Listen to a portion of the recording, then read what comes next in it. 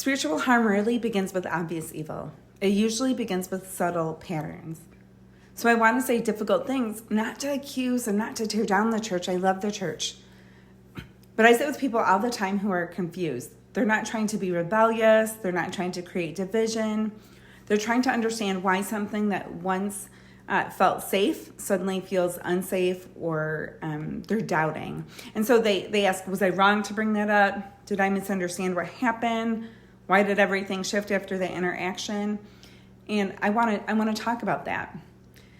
Spiritual harm often begins when emotional maturity is not given the same attention as theology, gifting, or growth. So a church can have strong preaching, a clear doctrine, compelling vision, growing attendance. But when someone brings a disappointment or a concern or a question, what happens next tells you a lot.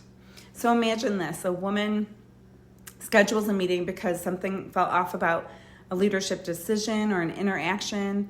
She's not angry, she's not attacking, she's nervous, but she's going and saying what she experienced and asks for clarity. And the response sounds spiritual.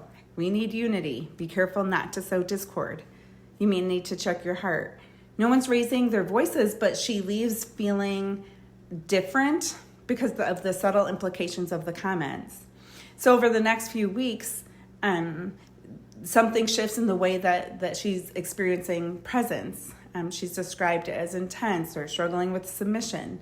Nothing dramatic, but belonging feels different.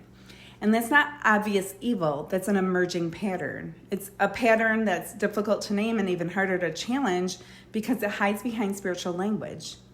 In this series, I'm going to highlight some of these patterns. Again, not to tear down, but to bring awareness, to help orient us. Because often we don't realize we can step back and examine the systems that are perpetrating the harm. And when we can name the pattern, we regain clarity. If this is resonating with you, you can share in the comments if there's a pattern you've experienced that you'd like me to address, or you can reach out privately. My email's in the description. And again, this isn't about creating division. It's about orienting us and cultivating healthy interactions and cultivating more spiritual and emotional maturity.